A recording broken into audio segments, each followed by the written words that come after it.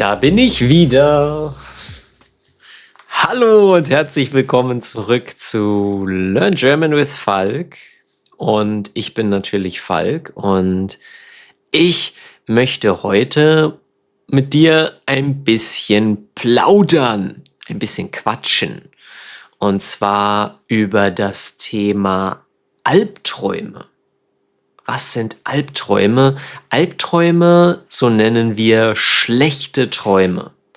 Träume, die entweder Angst machen oder Träume, die einem ein schlechtes Gefühl geben. Dazu sagen wir Albträume. Und ich habe zum Glück momentan sehr selten Albträume, aber natürlich, jeder hatte schon einmal einen Albtraum und ich glaube auch, dass man das sehr schwer beeinflussen kann. Also man kann sehr schwer etwas dagegen tun. Man kann es nicht beeinflussen, sondern es kommt einfach. Ja, manchmal hat man Pech, dann kommt es einfach. Wobei ich glaube, dass eine gute Abendroutine zum Beispiel und natürlich wenig Stress und Negativität dich schon beeinflussen können, dass du, sagen wir, dass die Chancen geringer sind, dass du einen Albtraum hast. Wenn ich Stress habe, wenn ein bisschen Negativität in meinem Leben ist, dann habe ich auch ab und zu mal einen Albtraum. Und ja, wenn alles sehr gut ist, positiv, wenn ich wenig Stress habe, wenn alles sehr gut läuft, dann kann ich trotzdem auch einen Albtraum haben. Ja, also es heißt nicht, es ist keine Garantie, dass man keinen Albtraum hat, aber die Chancen sind geringer. Albträume. Was sind häufige Albtraum-Szenarien? Ich habe mal ein bisschen recherchiert und ich habe herausgefunden, dass häufige Albtraum-Szenarien sind, dass man keine Stimme hat, dass man in einer Notsituation ist, also in einer Notfallsituation.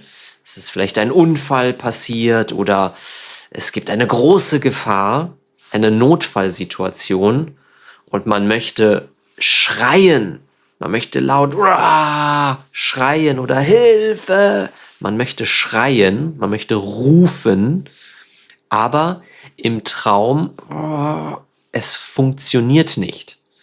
Und das ist natürlich ein sehr schlechtes Gefühl und definitiv ein Albtraum.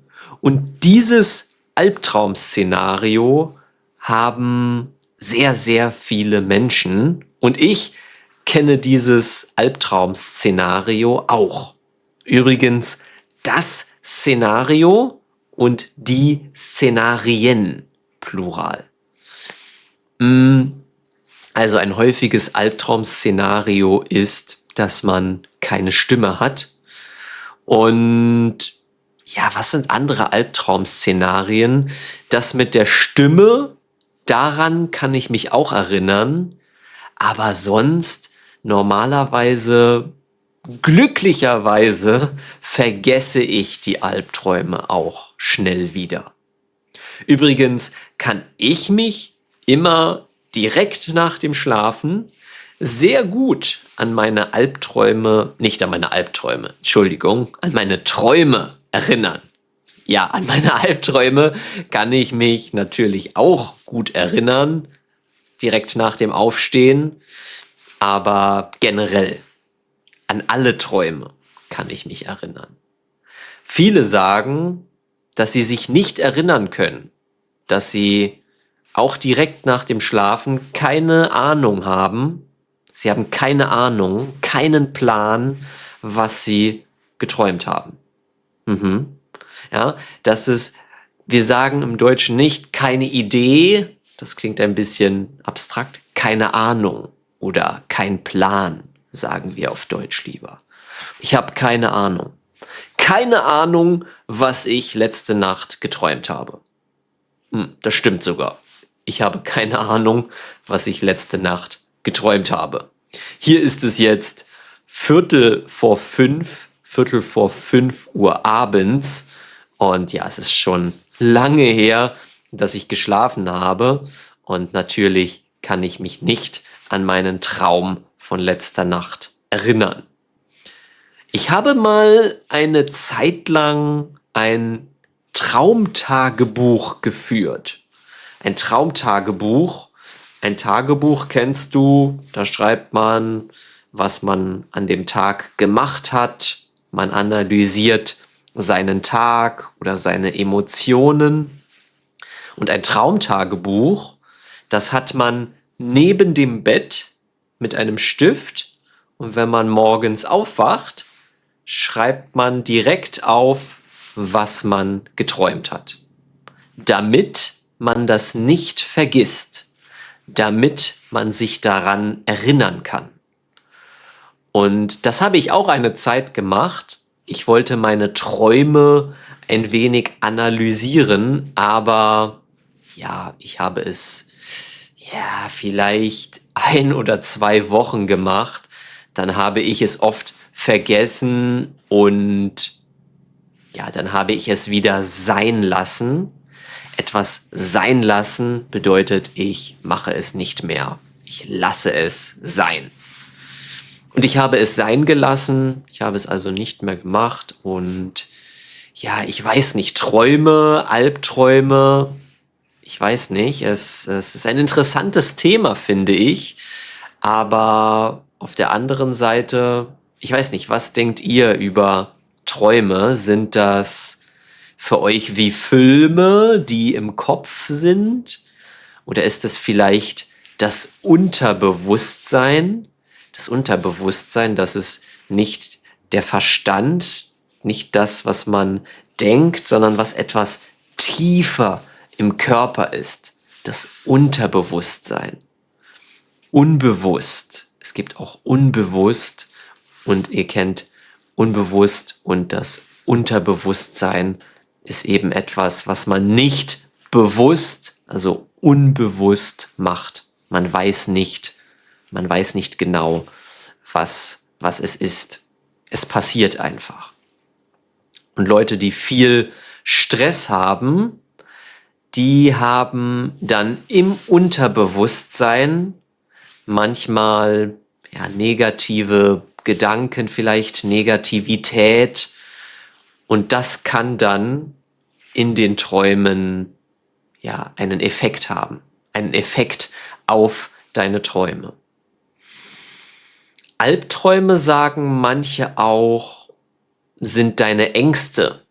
Also zum Beispiel, wenn du Angst vor Hunden hast, dann sind in deinem Albtraum Monsterhunde, die dich attackieren oder etwas Ähnliches. Also deine Träume spiegeln deine Ängste.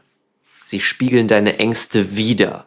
Sie zeigen deine Ängste. Etwas widerspiegeln bedeutet mehr oder weniger, sie zeigen es. Und ja, Albträume. Wie sollte man mit Albträumen umgehen? Ich persönlich versuche sie schnell zu vergessen. Und wie gesagt, versuche ich präventiv abends vor dem Schlafengehen keine Negativität zu erleben. Also nicht über negative Dinge zu sprechen, nicht über meine Probleme zu sprechen, sondern versuche das vielleicht lieber am Morgen oder am Nachmittag zu machen, aber vielleicht auch am Abend, aber nicht kurz vor dem Schlafengehen. Vor dem Schlafengehen will ich Positivität haben, denke über positive Dinge nach, höre einen positiven Podcast oder ein Hörbuch oder ich lese ein Buch mit positiven Geschichten oder positiven Punkten, Aspekten, aber nichts, was negativ ist, was mir Angst macht oder mich aufregt. Das versuche ich zu vermeiden.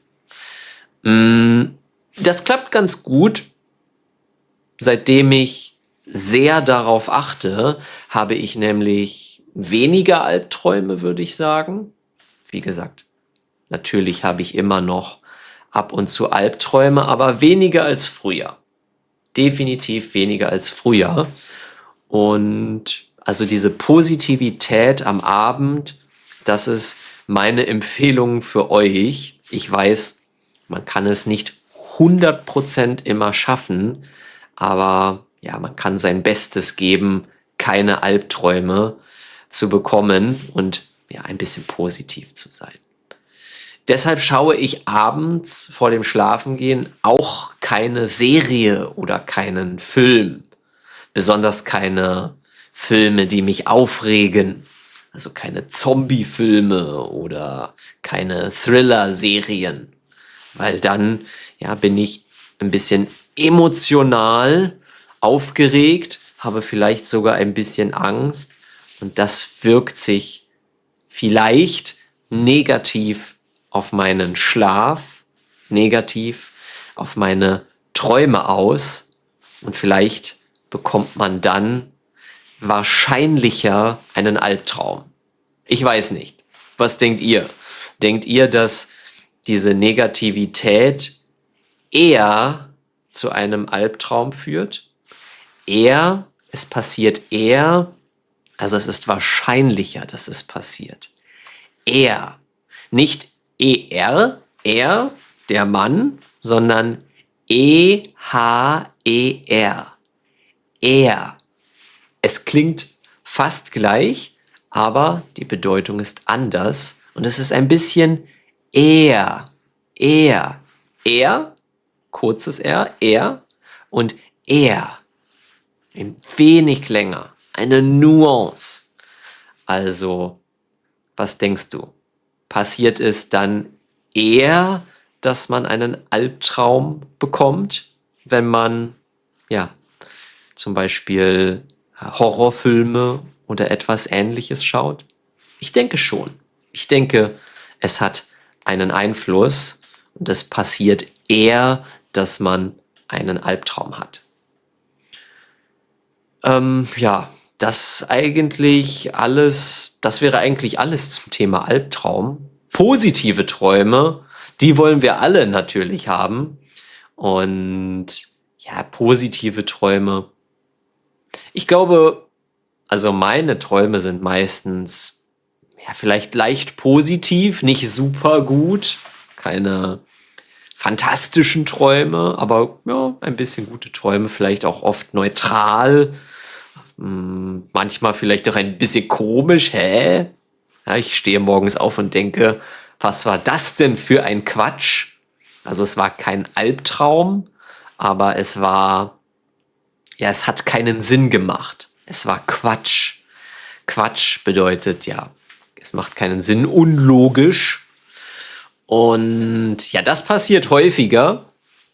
Und so sehr gute, sehr positive Träume, die habe ich auch manchmal. Übrigens, kennt ihr das Gefühl, wenn ihr ja so morgens aufsteht und ihr wollt gar nicht aufwachen, weil der Traum so gut ist, aber vielleicht müsst ihr auf die Toilette gehen oder ihr hört den Wecker klingeln und dann, ihr wollt gerne weiter träumen. Kennt ihr das Gefühl? Und manchmal, wenn man dann wieder schlafen kann man zurück in den Traum gehen. In denselben Traum. Man kann wirklich den Traum, den man vorher hatte, weiter träumen. Boah, das ist toll, wenn das ein guter Traum ist, natürlich. Das habe ich leider sehr selten. Leider ist der Traum selten so gut, dass ich ihn weiter träumen möchte. Aber ja, ich weiß nicht, kennt ihr das? Dieses Gefühl, wenn ihr so einen tollen Traum habt, dass ihr am liebsten weiter träumen möchtet? nicht aufstehen möchtet, nicht aufwachen möchtet, sondern einfach weiter träumen. Deshalb Träume, ja, sind natürlich, wir sagen auch meine Lebensträume. Träume sind in anderen Kontexten, also nicht im Kontext Schlaf, sondern im Kontext, ja, meine Träume, meine Lebensträume, da sind Träume immer positiv. Ja, ein Lebensalbtraum, sowas gibt es selten. Natürlich kann man auch das Wort Albtraum in einem anderen Kontext als Schlafen verwenden. Zum Beispiel, boah, also mein letzter Job, das war ein absoluter Albtraum. Mein Chef war immer negativ und er hat nur mit mir gemeckert. Ah, du machst alles falsch. Ja, er hat gemeckert und das war ein Albtraum. Und jetzt träume ich positiv, jetzt träume ich von einem neuen Job, bei dem ich viel Spaß habe und bei dem ich glücklich bin. Zum Beispiel, das wäre im Kontext Karriere, Albtraum und Traum. Mein Traumjob ist es, vielleicht für Volkswagen zu arbeiten. Oder mein Traum ist es, für Mercedes zu arbeiten. Oder etwas Ähnliches. Ja, also Traum positiv und Albtraum natürlich negativ. Im Kontext Schlafen, aber auch im Kontext Leben, Beruf, Ziele, allgemein. Also Träume, ja. Übrigens, was ist denn dein Traum für das Jahr 2025? Ich weiß, ich werde definitiv noch ein extra Video dazu machen, aber ja, vielleicht weißt du ja schon, was dein Traum ist für das nächste Jahr. Schreib das ruhig gerne in die Kommentare. Und ich glaube, ja, es ist alles zum Thema Träume gesagt, oder? Deshalb würde ich sagen, schließe ich dieses Video hiermit ab. Ich beende es, ich schließe es ab und ich wünsche dir hoffentlich einen erholsamen Schlaf, positive, gute Träume und keine Albträume. Und ja, wenn du eine Strategie hast, schreib sie gerne in die Kommentare und dann sehen wir uns im nächsten Video wieder. Ach ja, und natürlich nicht vergessen, abonnieren. Ne? Schön den Abonnier-Button klicken. Also, danke fürs Zuschauen. Tschüss und bis zum nächsten Mal. Macht's gut.